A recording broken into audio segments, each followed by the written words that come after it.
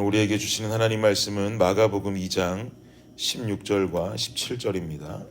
우리 함께 한 목소리로 합독하겠습니다. 시작. 바리새인의 서기관들이 예수께서 죄인 및 세리들과 함께 잡수시는 것을 보고 그의 제자들에게 이르되 어찌하여 세리 및 죄인들과 함께 먹는가?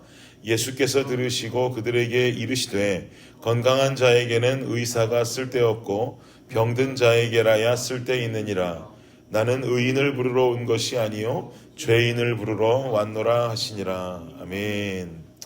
네, 오늘 본문이 되고 있는 이 16절 17절 이 구절의 직전 구절인 14절을 보면 14절에 이렇게 말씀하고 있습니다. 또 지나가시다가 알페오의 아들 레위가 세관에 앉아 있는 것을 보시고 그에게 이르시되 나를 따르라 하시니 일어나 따르니라.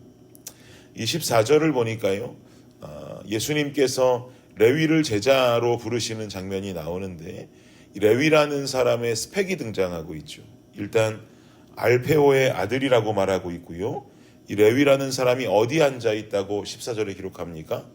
세관에 앉아 있다라고 말합니다.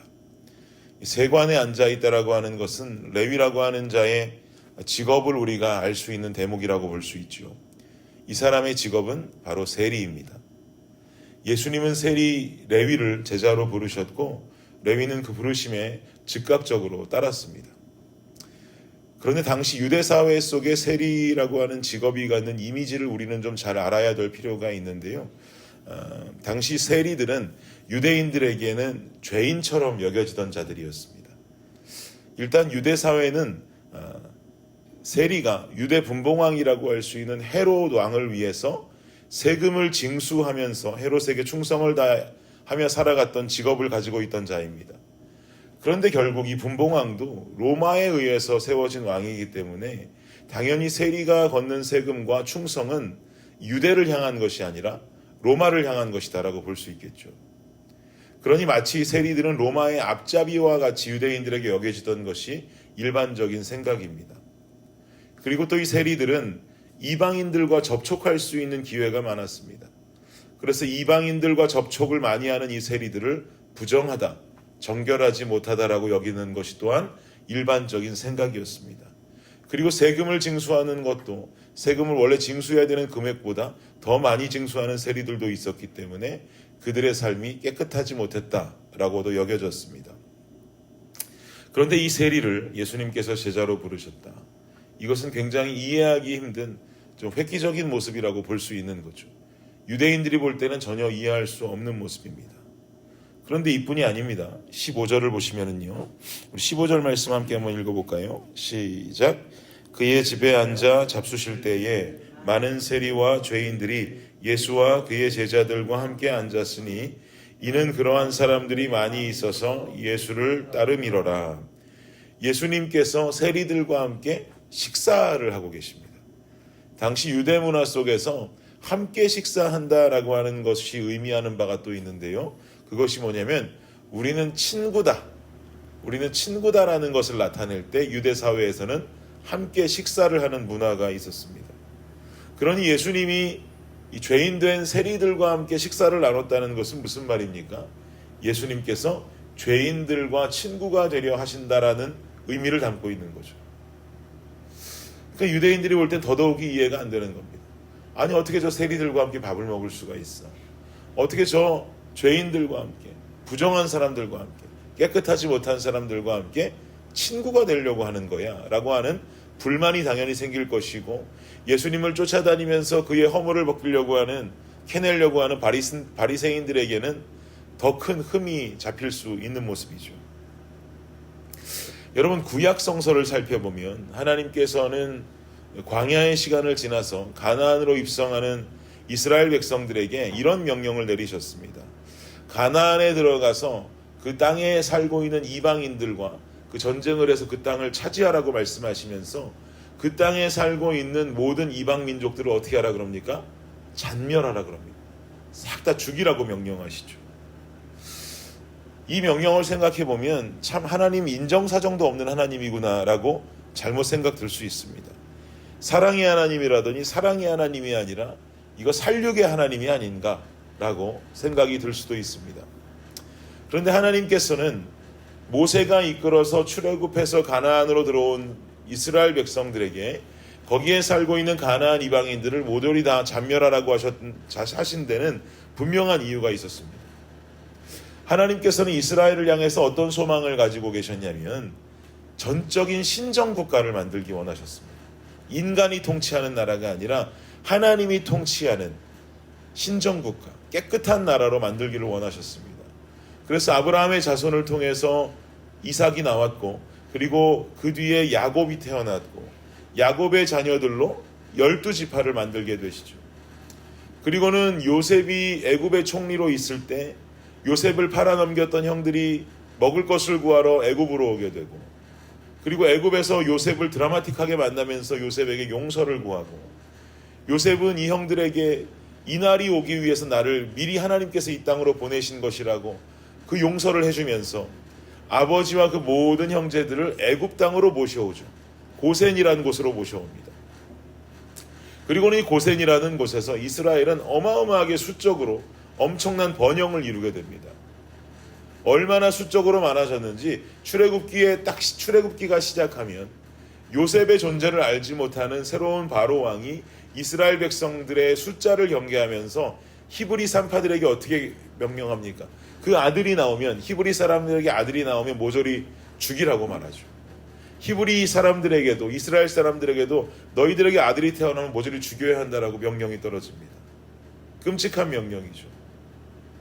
그렇지만 하나님께서는 이 고센 땅에서 이스라엘 백성들을 살게 하는 그 시간들 속에서 엄청나게 숫자의 번영을 이루시면서 이스라엘이라는 신정국가의 국민을 확보하셨습니다. 그리고 출애굽하는 시간들 속에 광야에서 국가의 주권 또한 확립됩니다. 이스라엘 민족의 주권은 율법이죠. 레위기 말씀을 통해서 율법이 제정되면서 이스라엘의 주권이 생겨났습니다. 그리고는 가나안에 들어가고 가나안을 만납니다. 여기까지 이끌어 오셨던 하나님의 축복과 수고가 분명히 있었습니다. 그런데 중요한 건 이렇게 어떻게 지금 모아두고 고센 땅에서 시간을 보내면서 번영시켜서 국민까지 만들고 국민들에게 법까지 제정하면서 율법까지 제정하셨는데, 인간이라는 동물은 그 이성이 참 연약해서 가나안으로 들어가서 이방 민족들을 만나고 그들과 친화적으로 함께 지내다 보면 어떤 일들이 일어나겠습니까? 하나님을 버리고 우상을 섬기게 될 확률이 높아지거든요. 그렇게 되면 하나님께서 꿈에 그리시던 그 신정국가 만들어낼 수가 없게 되는 거죠. 그러니 하나님께서 결정하셔야 되는 겁니다. 가나안에 들어가서 이 연약한 인간들이 가나안 백성들을 만나서 이방신을 섬기고 우상 숭배하면서 더러워짐보다 그 남아있는 이방인들을 잔멸하고 그 땅에 하나님의 신정국가를 세우기 원했던 것, 이게 바로 하나님이 가지고 계셨던 숨은 뜻이었습니다. 그래서 그런 명령이 내려왔던 것이죠. 이처럼 인간은 연약해서 악함을 만나면 인간에게 악함이 물들어 버립니다. 하나님 믿는 사람이 악함과 만나면 악함이 소멸되어야 될 텐데, 인간의 연약함으로 인해서 악함에 물들어 버리는 것이, 그것이 우리가 살아가는 세상의 현실입니다. 쉽게 무너져 버리죠. 그런데요, 하나님과 인간의 경우는 다릅니다.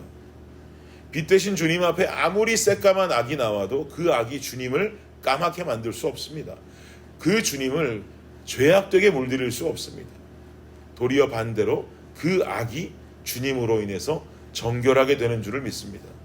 그래서 오늘 본문 17절과 같이 선포할 수 있는 겁니다. 17절 다시 한번 볼까요? 시작. 예수께서 들으시고 그들에게 이르시되 건강한 자에게는 의사가 쓸데없고 병든 자에게라야 쓸데있느니라. 나는 의인을 부르러 온 것이 아니요 죄인을 부르러 왔노라 하시니라. 아멘. 바리새인들이 바라봤을 때는 예수님이 세리를 만나고 함께 친구가 되기 원하는 것은 연약한 인간과의 인간의 만남으로 보았습니다. 예수님을 하나님의 아들이라고 인정하지 않았기 때문이죠. 그러니 너희 선생이 어떻게 저렇게 더러운 자들과 식사를 나누면서 자신도 더러워지기를 원하느냐라고 꾸짖고 있는 거죠. 그러나 실상은 그렇지 않습니다. 예수님은 하나님이시고 하나님이 하나뿐인 아들이십니다. 그러니 아무리 죄인들과 더불어 식사를 하고 더러운 인간들과 함께 더불어 산다 할지라도 하나님은 더러워질 수가 없습니다. 도리어 그들이 깨끗해지는 역사를 이룰 수 있는 것이죠. 그러니 우리 주님은 죄인을 부르러 오신 분입니다. 죄인과 함께하러 오신 분입니다. 주님은 죄인을 부르시고 죄인을 만나셔도 본인이 절대 악에 물들지 않습니다. 이미 그 세상을 상대해서 이겨버린 그 세상을 주님은 깨끗하게 하실 분이시고, 아무리 죄인들이 그 삶 속에 다가온다 할지라도 그 죄인을 빛으로 밝게 비춰서 죄가 드러나고 회개할 수 있는 삶을 살아가게 할 수 있는 분인 줄을 믿습니다. 그러니 여러분, 여러분의 모습이 추악하고 더러워도 우리는 깨끗하게 주님 앞에 치장할 필요가 없습니다. 우리가 주님 앞으로 나올 때는요, 더러운 몸이라 할지라도 있는 그 모습 그대로 하나님께 나아가는 것입니다. 있는 모습 그대로 주님 앞으로 나아갈 때 주님은 더러워지지 않습니다. 주님은 도리어 빛 되신 모습으로 우리에게 다가와서 우리의 죄는 그 앞에 드러나고, 우리가 주님 앞에 철저한 회개로 말미암아 우리도 정결함을 얻게 될 것입니다. 있는 모습 그대로 주님 앞으로 나아오십시오. 발견된 더러움과 죄악들을 예수 그리스도의 보혈로 씻어서 우리는 우리의 삶 속에 그의 빛을 선전하고 예수 그리스도를 전하며 살아갈 수 있는 삶을 살아야 할 것입니다. 그 삶을 살아갈 수 있는 우리 모두가 되시기를 예수님의 이름으로 축복합니다. 기도하겠습니다. 하나님 감사합니다. 빛 되신 그리스도, 완전하신 그리스도, 예수 그리스도 앞에 오늘도 우리는 있는 모습 그대로 가지고 나왔습니다. 우리도 완전하여 거룩함을 이룰 수 있는 주의 성도가 된다면 너무나 좋겠지만, 주님, 우리의 삶은 때로 너무나 죄 가운데 물들어져 있고 우리의 생각이 죄를 짓고 끊임없이 주님 앞에 참 부끄러운 모습만 가지고 살아갈 때가 많습니다. 그러나 주님, 오늘 이 새벽도 있는 모습 그대로 나왔으니 주님께서 우리 앞에 다가오시고 우리가 주님 앞으로 나아갈 때에 하나님 앞에 회개하고 하나님과 함께 더불어 거룩하여지고 깨끗하여질 수 있는 우리의 삶이 될 수 있도록 아버지 역사하여 주옵소서. 또한 말씀을 듣고 하루를 시작하는 모든 우리 블레싱 성도들의 삶 또한 하나님 곁을 떠나지 아니하고 주님 곁에 머물러 주님께로부터 오는 그 빛된 모습으로 삶의 정결함으로도 살아갈 수 있는 모든 블레싱 식구들이 될 수 있도록 아버지 역사하여 주옵소서. 예수님의 이름으로 기도드립니다. 아멘.